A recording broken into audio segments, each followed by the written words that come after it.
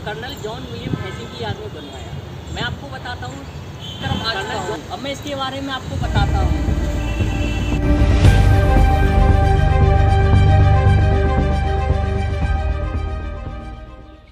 कैसे हो दोस्तों, मैं कुणाल एक बार फिर से अपनी टीम के साथ आपको एक ऐतिहासिक चीज़ दिखाने के लिए आ चुका हूँ। जैसा कि आप मेरे पीछे देख रहे होंगे, जो आपको लाल ताजमहल की तरह दिखने वाली चीज़ क्या है, मैं इसके बारे में आपको बताता हूँ। ये हूबहू सफ़ेद संगमरमर के ताजमहल की तरह आकृति में बनी हुई चीज़ आपको जो दिख रही है, ये दरअसल ताजमहल ही है, लेकिन इसका कलर सफ़ेद ताजमहल से अलग है, क्योंकि ये लाल पत्थर से मिलके बना हुआ है, इसलिए इसका कलर लाल है और इसको लाल ताजमहल के नाम से ही जानते हैं। अब मैं इसके इतिहास की बात करता हूँ। मैं आपको बताता हूँ इसको कब और क्यों, कैसे बनवाया गया।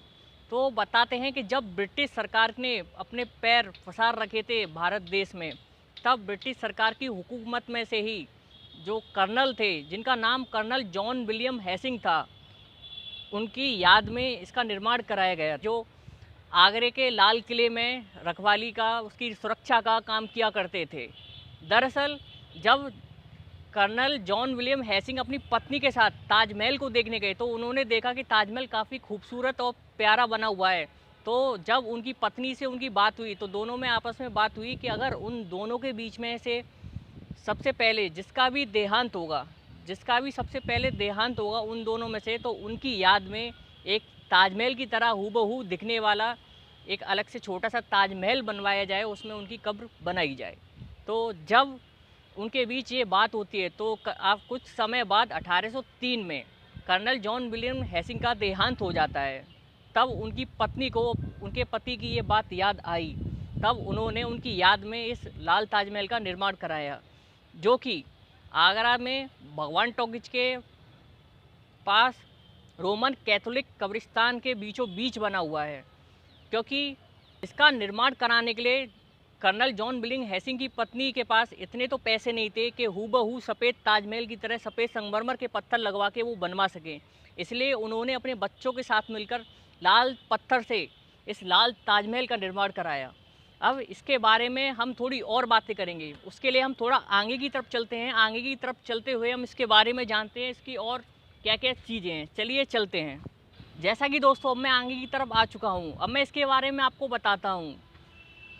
इस मकबरे की डिज़ाइन को देखते हैं। इसको दरअसल हेसिंग का मकबरा भी कहते हैं।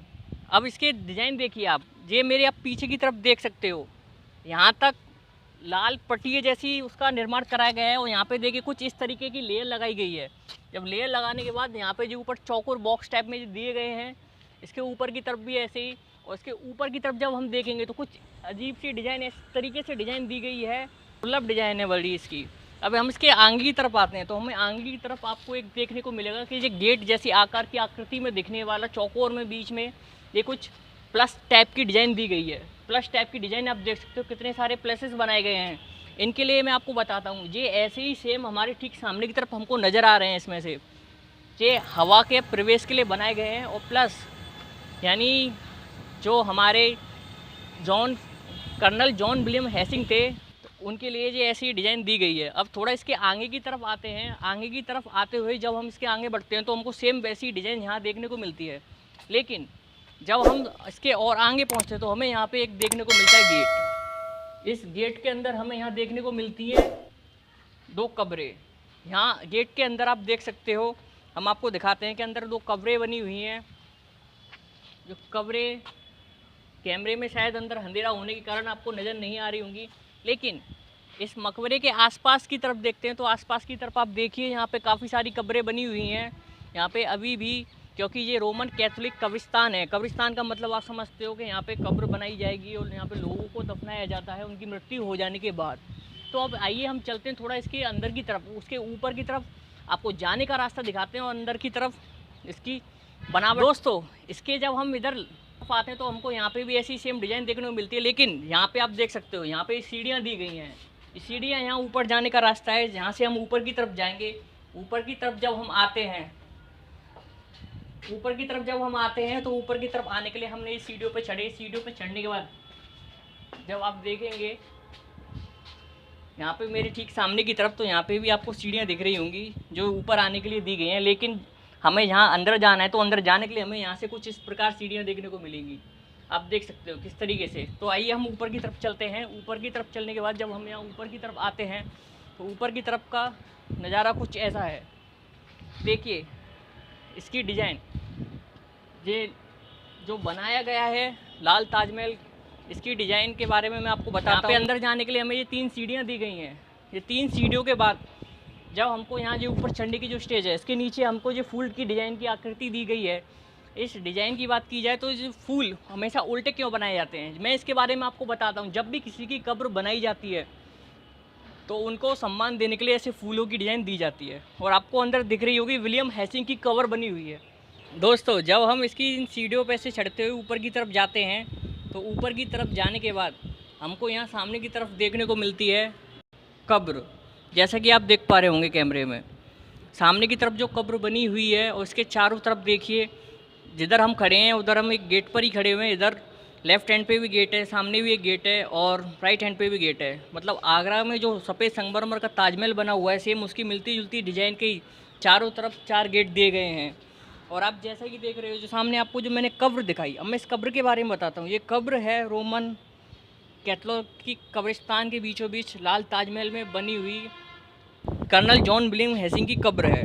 इस कब्र को यहाँ उनकी पत्नी ने उनकी याद में बनवाया और कुछ समय पश्चात उनकी पत्नी का भी देहांत हो जाता है तो उनको भी यहीं दफन किया गया। जैसा कि दोस्तों अब मैंने आपको अंदर जॉन विलियम हेसिंग की कब्र दिखाई, अब इसकी डिज़ाइन की आकृति की बात करते हैं। तो जब आगे की तरफ आते हुए हमको यहाँ देखिए किस तरीके के फूल की डिज़ाइन देखने को मिलती है। आप देख सकते हो जो कमल के फूल की डिज़ाइन देखने को मिल रही है हमें। यहाँ पे कमल के फूल की डिज़ाइन बनाई गई है और यहाँ पे जो कुछ ऐसी पत्तियों की जैसी आकृति दी गई है। जब हम इसके ऊपर की तरफ आते हैं तो यहाँ पे भी हमें पत्तियों की तरह आकृति देखने को मिलती है। और इस गेट के भी देखिए यहाँ पे किस तरीके से सेम ताजमहल की जैसी डिज़ाइन दी गई है। ताजमहल के ऊपर रखी हुई है वो त्रिशूल आकार की, मतलब कुछ वैसे आकार की जो हमें चोटी देखने को मिलती है, सेम वैसी डिज़ाइन यहाँ दी गई है। और यहाँ हर खाने में ही अलग से डिज़ाइन दी गई है। अब यहाँ की तरफ जब हम देखते हैं तो यहाँ पे हमें इस साइड में 2 फूल नज़र आते हैं। ये फूल कमल की तरह दिख रहे हैं और किस तरीके से इस पत्थर पे आखिर में ये कैसे नक्काशी दी गई है देख सकते हो आप। कैसे दिखने में ये काफ़ी बड़ा पत्थर है। मेरे ख्याल से मुझे नहीं लगता कि यहाँ किसी भी प्रकार के टुकड़ों का इस्तेमाल किया गया है। बारीकी से आप देखिए किस तरीके से डिज़ाइन दी गई है, एकदम अति दुर्लभ डिज़ाइन है। और ऐसी डिज़ाइन हमें ऊपर की तरफ देखने को मिलती है। जब हम इसके ऊपर की तरफ देखेंगे तो ऊपर की तरफ भी हमको कुछ पत्तों वाली डिज़ाइन देखने को मिलती है और ऊपर की तरफ जाके जो आपस में यूँ एकदम मंदिर की जैसी डिज़ाइन में मिल जाए। दोस्तों जैसा कि मैंने आज आपको लाल ताजमहल के बारे में बताया, अब जैसा कि मैं वीडियो का एंड करने जा रहा हूँ, इसलिए मैं आपसे कहूँगा अगर आप हमारे चैनल पर नए हो तो चैनल को सब्सक्राइब करें, लाल बटन दबा के सब्सक्राइब करें, सब्सक्राइब करके बेल आइकन को दबाएं, जिससे आपको आने वाली वीडियो की अपडेट मिलती रहेगी। और हाँ, वीडियो पसंद आए तो वीडियो को लाइक करें और कमेंट करें और साथ ही साथ सभी को शेयर करें। आप जितनी ज़्यादा इस वीडियो को शेयर करेंगे उतनी ज़्यादा लोग जान पाएंगे, क्योंकि यहाँ तक पहुँचने का अभी तक रास्ता काफ़ी कम ही लोग जानते हैं। इसलिए मैं आपसे कहूँगा अगर आप ऐसी और वीडियो देखना चाहते हैं तो हमारे साथ जुड़े रहें। अब मैं मिलूँगा आपको आने वाली नेक्स्ट वीडियो में, तो मिलते हैं, टाटा बाय।